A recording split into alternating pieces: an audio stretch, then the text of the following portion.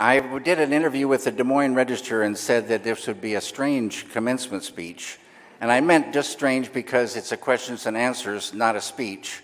So here goes. First of all, congratulations to all of you graduating students.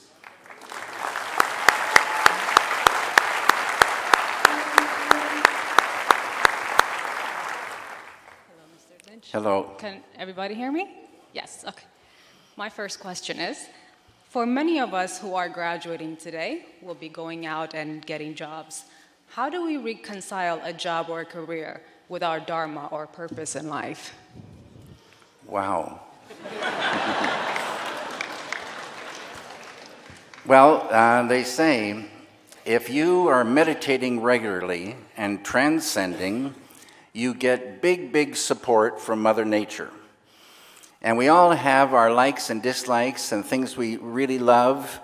You have a way you want to go. And chances are, with your brilliant, shining face and consciousness glowing, you will find work that you love, and it will go easy and effortless. And I hope that's true.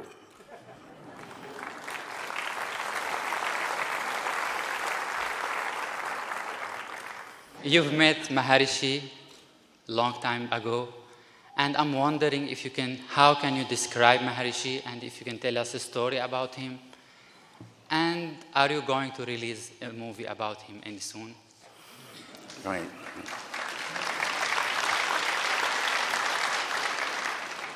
So many people here today in this dome spent years with Maharishi. And I wasn't so fortunate. I was just a regular meditator out in the world, meditating away. But I did get to know him through his tapes, and did meet him a few times, and talk to him via television and the phone many times. And, you know, we all have our feelings about Maharishi. None could be greater. To me, the greatest master that ever walked the earth. Maybe some could be as great, but none could be greater. Maharishi brought out the total knowledge, Vedic knowledge, and the technologies that can lead a human being to enlightenment, and technologies that can bring this world to real peace. Real peace is not just the absence of war. Real peace is the absence of all negativity. Maharishi had the greatest sense of humor. He had the greatest way with his hands. He had the greatest laugh. He had the greatest voice. He could talk so beautifully and explain abstract concepts that just thrilled the people that heard him.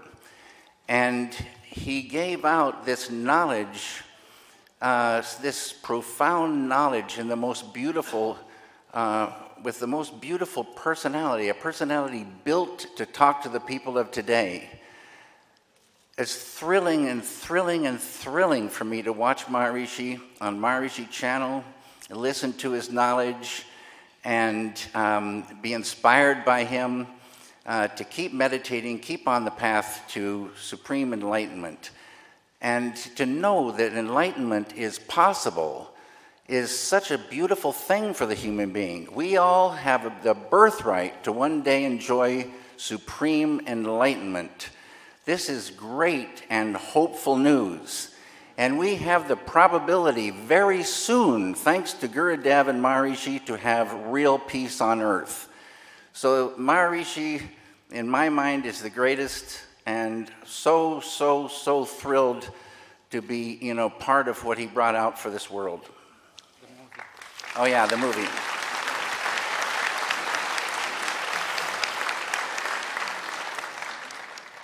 You know, it'd be impossible to do a movie to really tell the whole story of Maharishi and what he brought out to the world. But I've started a film, and once Twin Peaks is finished, I hope to get back to it and at least hit some of the highlights of what Maharishi brought out. Thank you.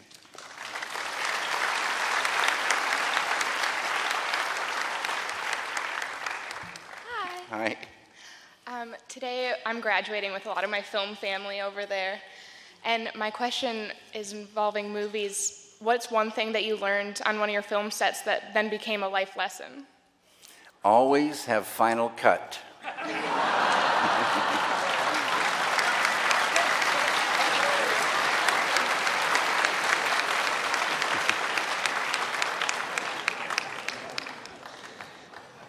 First, thank you very much for being here. You're a great inspiration to all of us. My question, it's a bit of a big question, and that is, how do you see the world looking in 10 years? And what do you see as our role as graduates in fulfilling that vision? Such a beautiful question.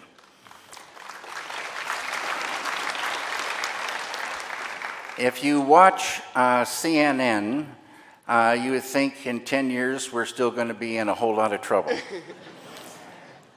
But here, just on this one day back at Maharishi Vedic City and around this university, I'm hearing about so many fantastic things that are going on all around the world. We're in the middle of a transition from a dark time to a beautiful, beautiful time, a time of peace and affluence for everyone. We've all heard about the 1%ers and the 99%ers, and we're headed to a world where it'll be 100%ers being happy and living a life of peace. And I see these very great graduating students playing a big role in hastening this transition to its conclusion, peace on earth. You've all got the stuff, and you're all motivated to, not only fulfill your own desires, but help bring peace, consciousness-based education, education for enlightenment to many, many, many people. And it's a beautiful, beautiful thing. And thank you for your choosing of this university, Maharishi University of Management, for learning so much here and taking that out into the world to help the world.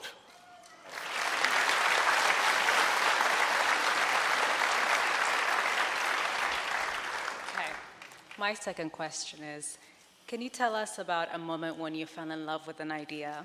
What was that like? Falling in love with an idea. I always equate ideas sort of like fish.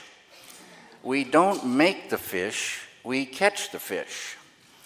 And so it's hard to take credit for an idea.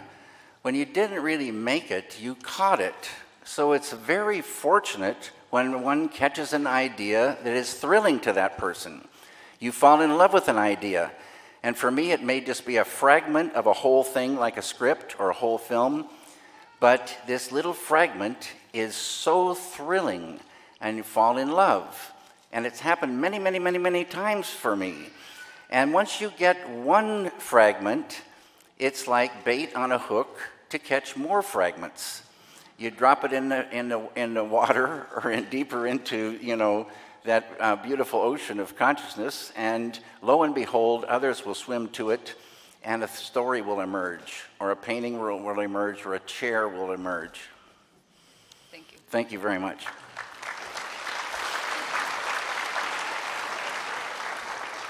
So in addition to transcendental What a meditation, happy face you have. Thank you. I'm always happy, and Yeah, the I can see translation that. of my name is happier happy. Really? Yeah. Fantastic. Thank you. You came to the right school. Exactly. So beside transcendental meditation, what is the most important thing you practice daily in order to achieve your goals, your daily goals, and get you to success? Transcendental meditation is obviously the most important thing to do day in and day out. Transcending is the key to a better and better life. And this idea is catching on more and more in the world. The receptivity to transcendental meditation is growing by leaps and bounds, thanks to so many in this room and so many others around the world. It's really happening. It's built for the human being. And transcending, our nervous system is built to transcend and experience that unbounded, eternal, infinite, immortal, immutable ocean of pure consciousness within. It's money in the bank meditate regularly. And then the second thing I do is drink coffee. Your coffee. Yeah, my coffee.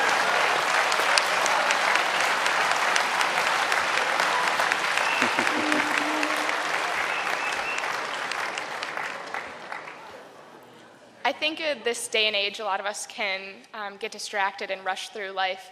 So I guess my question is to you, what makes a meaningful life? Oh, that's a really great question. I think, well, a meaningful life, they say that most all human beings enjoy just waking, sleeping, and dreaming states of consciousness. This thing of consciousness is not taught in schools, most schools, it is here. And consciousness is an abstract thing to, many people. It's an abstract thing really to everyone. But consciousness is the I amness of life. We can only say I am because of consciousness. And without consciousness, we wouldn't exist. And if we did exist, we wouldn't know it. Every human being has consciousness, but not every human being has the same amount. In schools, I look at it sort of like this. In a classroom, all the students pretend are gasoline-powered engines. And some have 4 cylinders, some have 6 cylinders, some have 12 cylinders. They're all asked to go the same speed. And if you could give these students, these gasoline engine students, a technique to dive within and experience the ocean of unbounded infinite cylinders, they would transcend, experience that, and infuse some cylinders. And pretty soon Susie would have 6 or 8 or 16 or 1,600 cylinders. Sammy would have 4,000 cylinders. And it would go like that. The potential for each one of those students is an infinite number of cylinders. Enlightenment. Substitute the word consciousness for cylinders, and you see how it goes. It's, they say consciousness alone is. That ocean of pure consciousness within is modern science's unified field. It's the kingdom of heaven. It's Atma, meaning the self. There's a line, know thyself. This is the self they're talking about, the self with a capital S. It's the home of total knowledge. It is totality. It's the reality. It's the source, course, and goal of life. It's something every human being should experience. And when you do experience it, life gets better and better and better. Transcending, they say, is a holistic experience, meaning all avenues of life improve. It's for the human being. The meaning of life, real meaning, why we're here, is to unfold higher states of consciousness, 4 of which above waking, sleeping, and dreaming, culminating in unity consciousness. And this, they say, is supreme enlightenment, total fulfillment, no more suffering, no more negativity, immortality, no more having to die. It's something that's every human being's birthright to one day enjoy. It just needs unfolding. Thank you. You bet.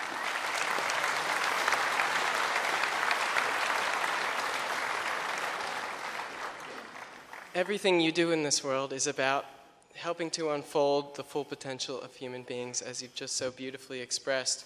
And from there, helping then those human beings help others and help others to create a more peaceful, happy, fulfilled world. So my question is, how do you define leadership, and what makes a good leader?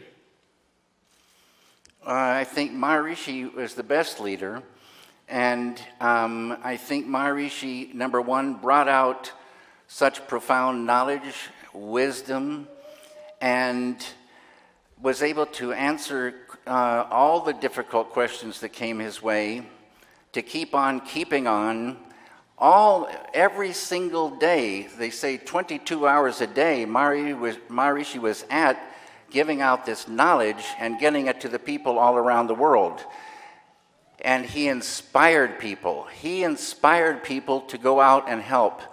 And I think this is a great definition of a leader, someone who inspires others to start the transcendental meditation, become a light unto themselves, start enjoying life, walking away from suffering, and then helping out, getting it to other people so that we can get that fantastic peace on earth, help people support and start those peace-creating groups that will bring the real peace to our world.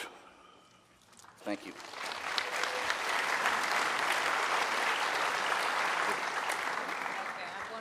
One more, okay. All right.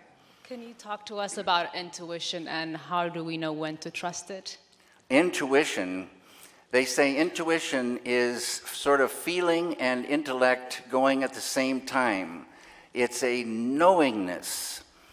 As I always say, it's knowing when something isn't quite correct and then knowing a way to make it correct. And intuition is, I always say, the number one tool for the artist. I think the number one tool for people in business, perhaps the number one tool for human beings. Knowing how to do something, how to make it feel correct for you. And they say this ocean of consciousness within is an ocean of solutions. So as Maharishi says, there are no problems, there's only solutions. Thank you. You bet.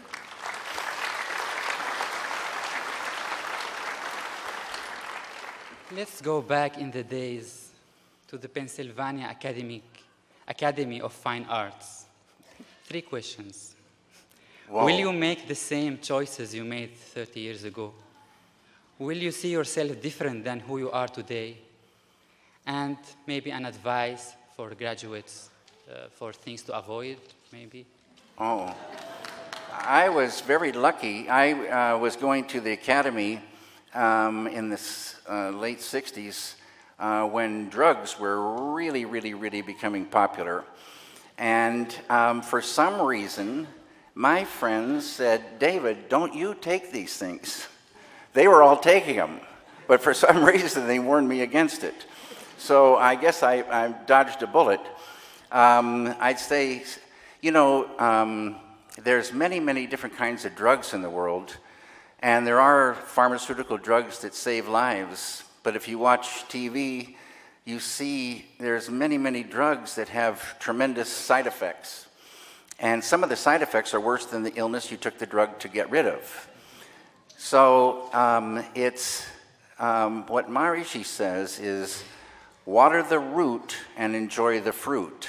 Get it from the deepest level. The experienced gardener waters the root, enlivens that sap, and the whole tree comes up to perfection. If people can hear that at a young age and get with the program, start their meditation, it's going to save them a lot of trouble.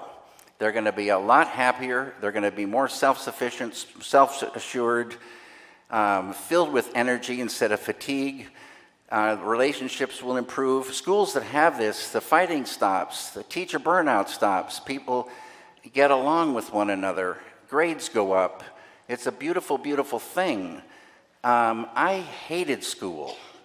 I hated almost every minute in school. I loved everything outside of school, but it was a nightmare to me.